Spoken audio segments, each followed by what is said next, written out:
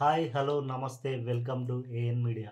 ఈరోజు మనం డిస్కస్ చేయబోయే topic ICC champions trophy final.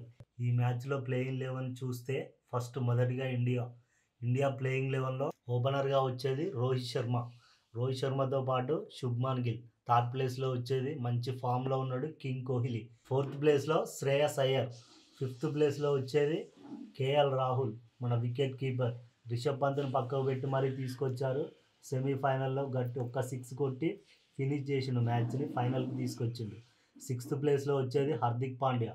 Seventh ప్లేస్లో వచ్చేది అక్షర్ పటేల్ తర్వాత వచ్చేది నెక్స్ట్ ఎయిత్ ప్లేస్లో రవీంద్ర జడేజా తర్వాత మన బౌలర్స్గా మొహమ్మద్ షమి, కుల్దీప్ యాదవ్, వరుణ్ చక్రవర్తి.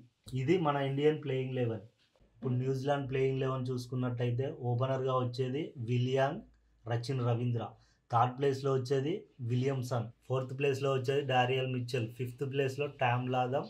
సిక్స్త్ ప్లేస్లో వచ్చేది గ్లెన్ ఫిలిప్స్. సెవెంత్ ప్లేస్లో వచ్చేది బ్రాక్వెల్. ఎయిత్ ప్లేస్లో వచ్చేది New Zealand captain Mitchell Santner. Ninth ప్లేస్లో వచ్చేది మ్యాట్ హెన్రీ. 10th ప్లేస్లో ఫాస్ట్ బౌలర్గా వచ్చేది Kine జెమిల్సన్. 11th place last bowler will ఓ రౌక్. ఇది న్యూజిలాండ్ ప్లేయింగ్ 11. ఇది ఈ రెండు టీంల ప్లేయింగ్ 11.